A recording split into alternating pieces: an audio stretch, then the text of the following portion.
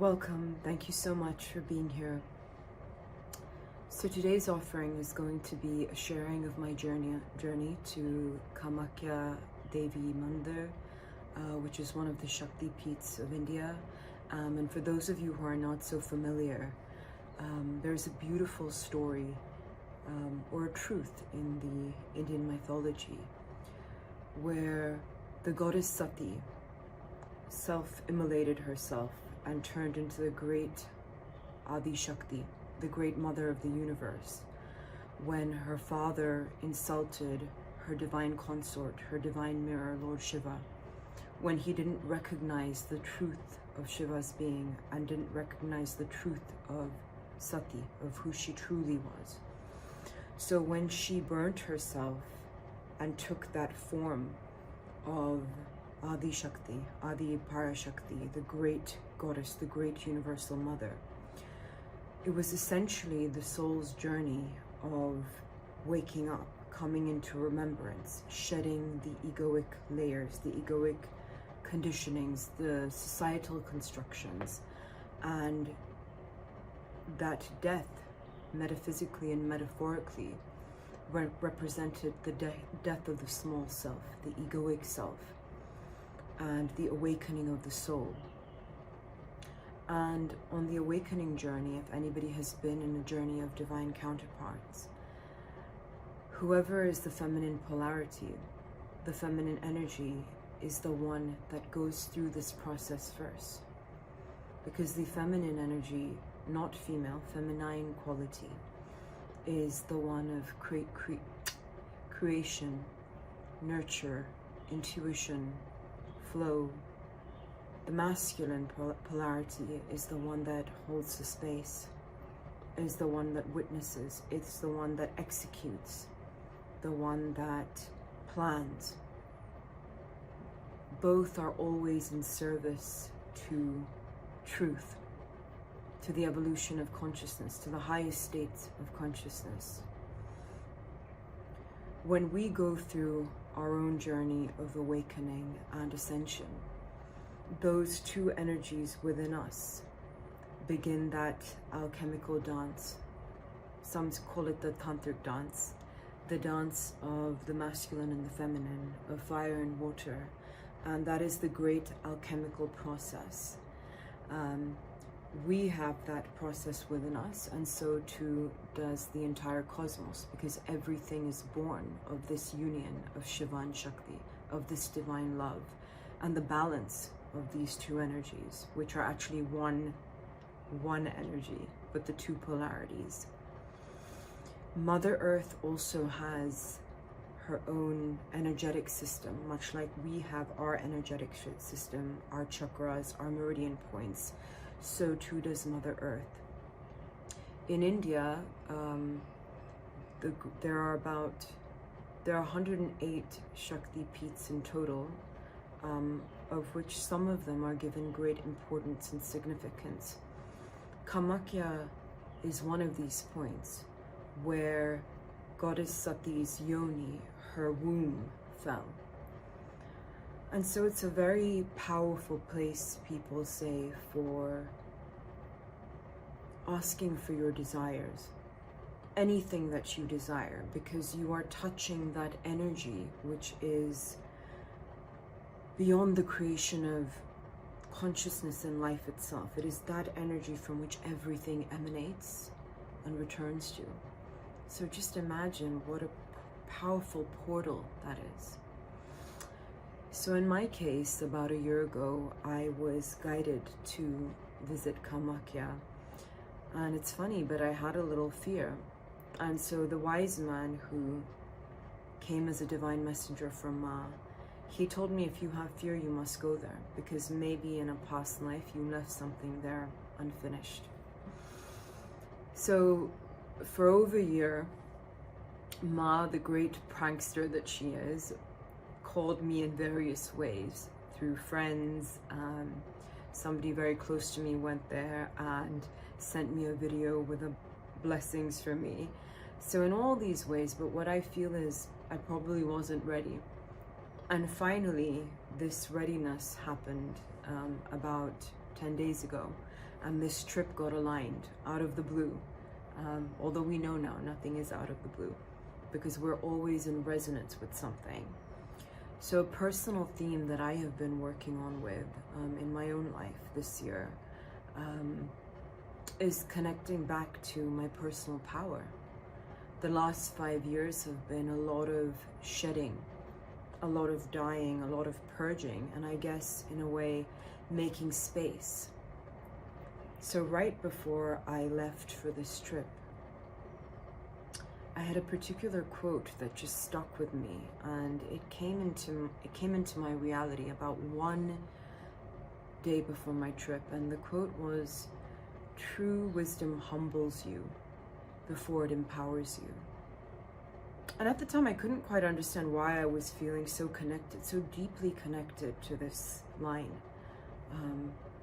Anyways, we arrived in Guwahati in Assam, and very often for me, how I experience sacred places is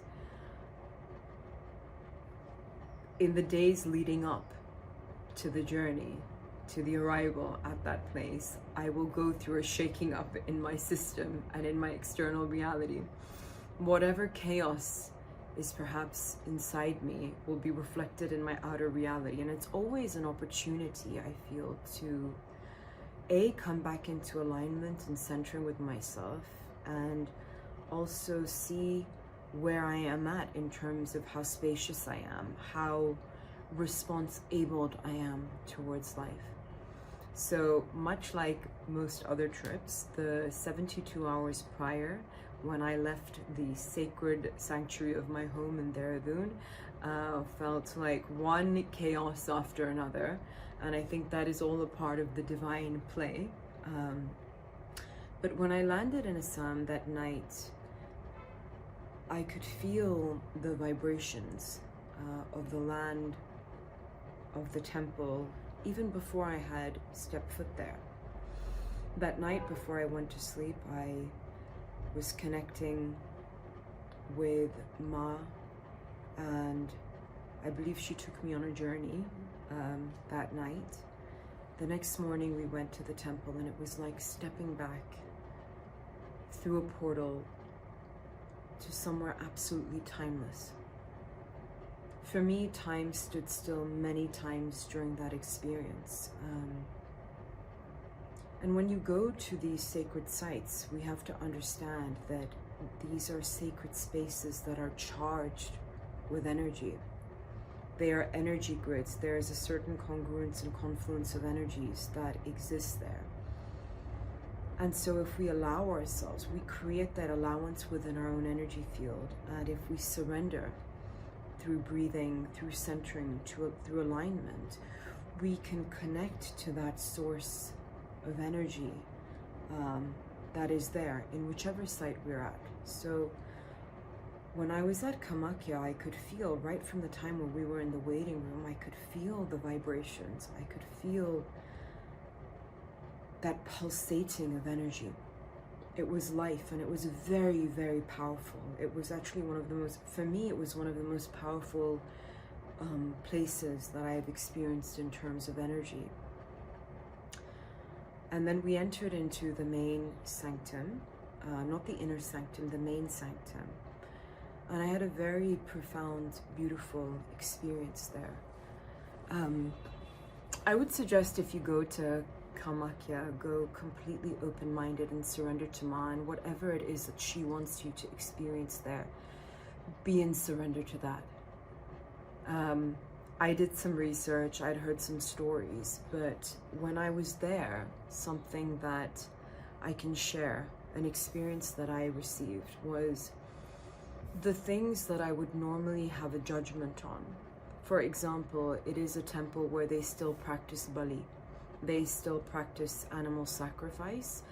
They also have an option that you can free an animal, so both exist. But you will see the duality. You will see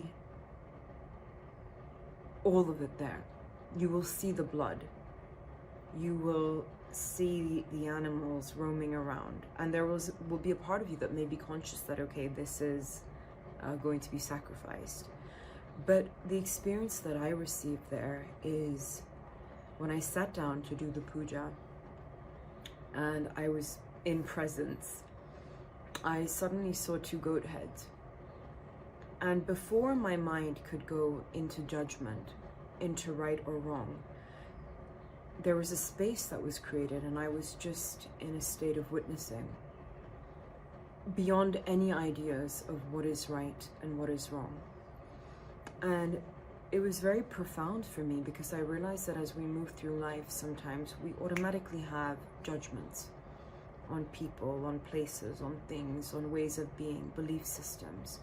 But in that moment, it was almost like I was suspended, and I could see and feel Ma in everything. So the goat heads were Ma. The live goat was Ma. The blood was Ma. I was Ma. The priests were Ma. Ma was everywhere. She was everywhere. So it's almost like she was it's an offering of herself to herself. I'm not sure if I'm completely making sense, because it's still being processed within me, but that was one of the experiences that I had over there. For me, another very divine experience was having the darshan of Kali Ma. Kali Ma has been working through me very powerfully in the last almost 2 years now. And I think that also made me understand that, okay, in these 2 years, the deep amount of death that I experienced psychologically was needed, because power is seductive. It's a very seductive energy, and we can use it for anything we want. We can use our power in service to love, in service to the upholdment of truth, of virtues, or we can use it for our own self-service, for our own distortions. And Ma is great. There's no discrimination on what you can ask for from that energy, what you can desire. Your desires can be endless. But what I've understood is that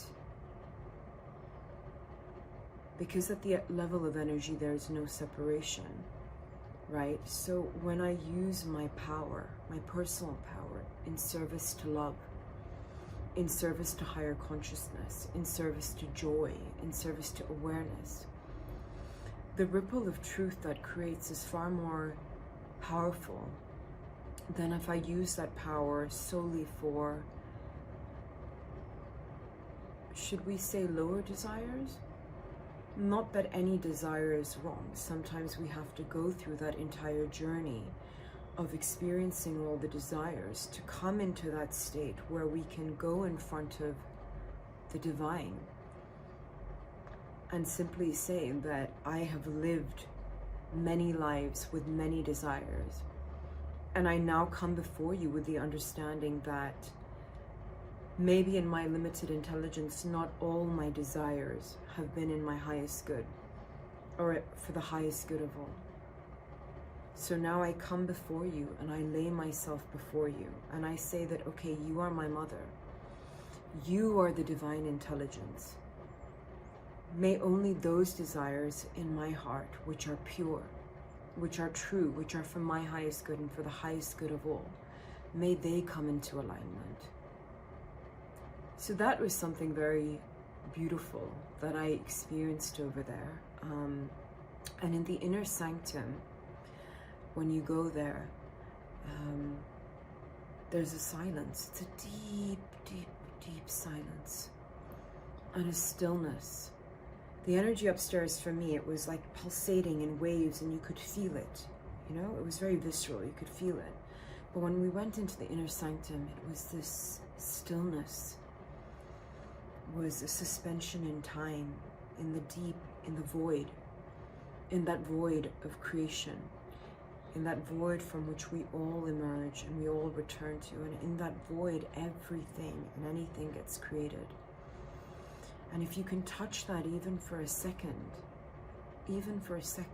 you'll understand that even when you leave that sacred space and you return to your home, we all have that energy of creation within us. Because evolution always supports creation. Okay?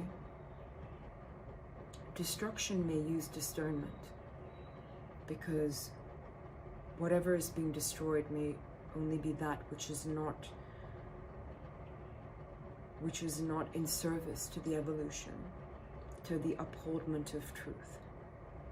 But creation doesn't always use discernment. Creation is just creating, you know? And in our lives, as women, we have a womb. Even men have the potential to create. But as women, we have this sacred portal within us. And we can see from the cycles of our own life. Every month, we shed timelines. We shed ways of being. We shed stagnant energies. And then we come back to life again. When you get in touch with that aspect of you, and you recognize the divinity within you, the ability to create, to nurture, to sustain, to destroy, then bringing awareness and truth and love to that process, being really intentional with that process of creation. What would you like to birth through you? What would you like to create through you that is in service to the collective, through your state of being? Because it is our being that serves the collective, that serves one another. So till now, these are my thoughts. This is what I experienced over there. It's still unfolding. So maybe in some time I will come back and do another video in a few months or 6 months and just share what are the changes that I experienced in my life. But I wanted to share it with you because I feel that if anyone is having the pulling, if Kamakhya Devi is calling you, please go. Have no fear. Go in complete surrender and love, and just for that moment be in communion with the source of creation. Allow yourself to feel that power, that energy, and surrender to it. My next trip is to Dakshineshwar. It is somewhere where I have been wanting to go for a long time, and after I went to Kamakhya, this unlocked for me, and Ma has aligned me to be there, and I'm in so much gratitude. So I will be back to share my journey from Dakshineshwar, and until then, I wish you all the love.